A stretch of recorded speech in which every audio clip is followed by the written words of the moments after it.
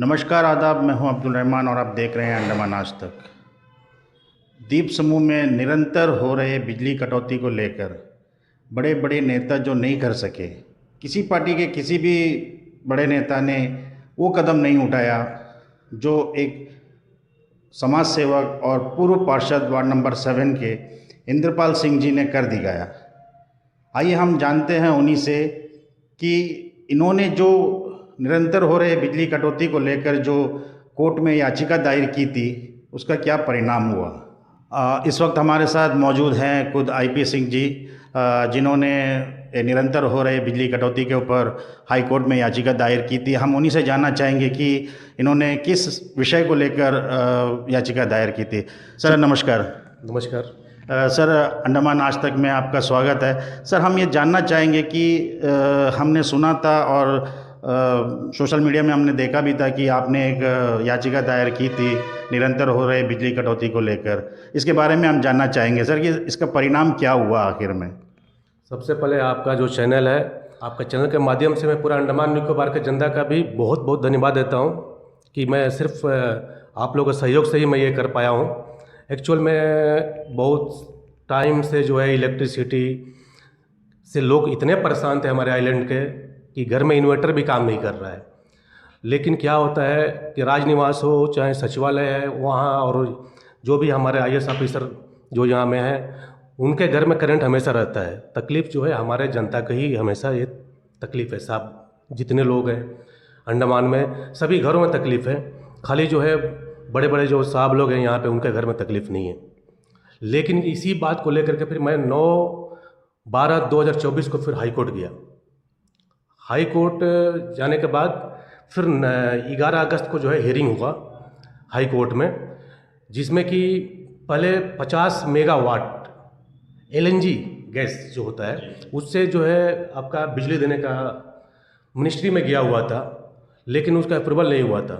Court के order के बाद वो 50 मेगावाट एलएनजी भी अप्रूव हो गया है, और साथ साथ जो है आपका 20.95 मेगावाट का सोलार और 30 मेगावाट का सोलार का भी टेंडर प्रोसेस में चले गया है। लेकिन क्या है कि मतलब ये सब जो है बहुत समय लगेगा इतना बड़ा प्रोजेक्ट के लिए, पूरा अंडमान निकोबार में बैठाना, सेटअप करना, तो कम से कम मुझे लगता है कि 3-4 साल लग जाएगा, मतलब 2 से 4 साल तो लगेगा। लेकिन इसके बीच में फिर हमारे लोग कैसे इतना तकलीफ में रहेंगे कैसे? तो फिर कोर्ट में फिर हम लोग जो है जो हमारे जज हैं उनसे काफ़ी डिस्कशन हुआ है हमारे वकील के थ्रू। तो ये बताया गया, हम लोग की तरफ से ये डिमांड था कि भाई कम से कम अभी प्रशासन जो है जो 15 किलोवाट का जो है मेगावाट का जो फाइल जो एलजी सर के पास गया था, जो एलजी साहब टर्न डाउन कर दिए थे ये बोल के कि ये जो है आप लोग एक काम करो, इसको मत करो, आप लोग जो है ग्रीन एनर्जी लेके आओ। तो लेकिन यहाँ तो लोग परेशान है, करंट नहीं है घर में। तो फिर कोर्ट जो है बहुत स्ट्रिक्टली डायरेक्शन दिया कि उस फाइल को आप अप्रूव करो। तो फिर जो आके एलजी साहब जो है 15 अगस्त को मतलब अप्रूव करके और न्यूज़पेपर में भी दे दिए थे वो। अब हमारा डिमांड है कि 15 के भी अभी आ जाएगा, लगेगा। तो बैकअप क्या है? तो बैकअप के लिए अभी 25 तारीख को जो है 25/8 को फिर से हियरिंग है। हम लोग और एक 10 केबी का जो है 10 मेगावाट का हम लोग जो है फिर से डिमांड करने जा रहे हैं कि भाई और एक 10 मेगावाट जो है वो हम लोग का स्पेयर में रखना है कि अगर 15 मेगावाट अगर कुछ फेलियर होता है या कुछ प्रॉब्लम होता है तो ये 10 मेगावाट जो है उसको कंटिन्यू करते रहेगा। इसके लिए जो है हम लोग 25/8 को भी जा रहे हैं कि और एक 10 मेगावाट का भी हम लोग को चाहिए अंडमान निकोबार के लिए।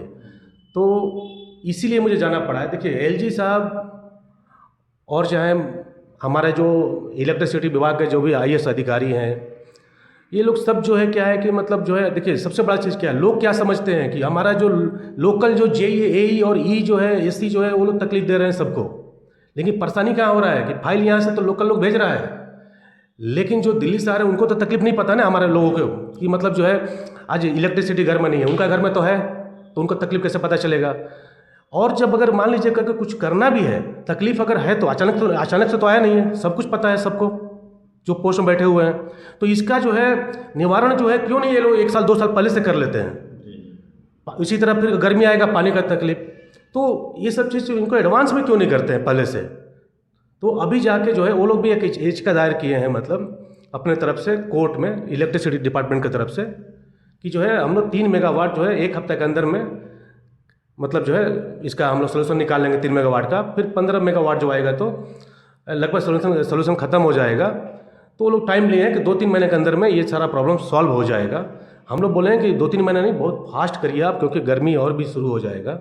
अभी तो बारिश का समय था, फिर भी लोग परेशान हैं, लेकिन थोड़ा गर्मी कम लग रहा था। लेकिन जैसा धूप कल निकलेगा तो लोग तो घर में नहीं रह पाएंगे, करंट भी नहीं रहेगा।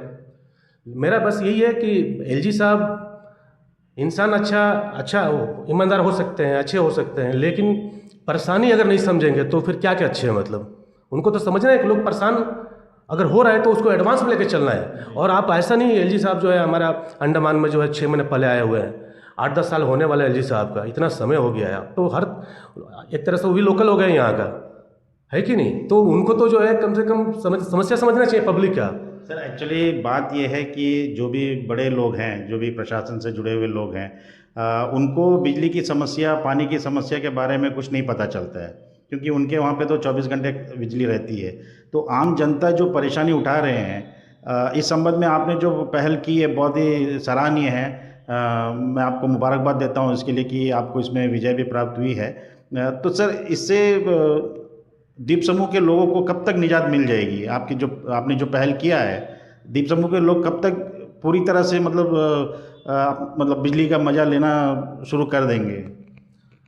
कोर्ट का जो है बहुत स्ट्रिक्ट जो है डायरेक्शन है इमीडिएट करने के लिए। लेकिन क्या है कि फिर वो जो इसका अप्रूवल आना, फिर वहाँ से मशीन आना, सब तो 2-3 महीना तो मतलब लगेगा।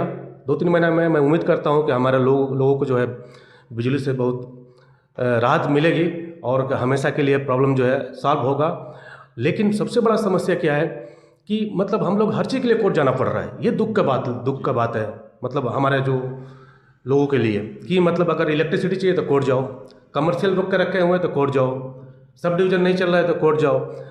हाँ, तो हर चीज़ के लिए कोर्ट जाओ, ये तो कोई मतलब नहीं है। ये अंडमान में कुछ टाइम से हो रहा है।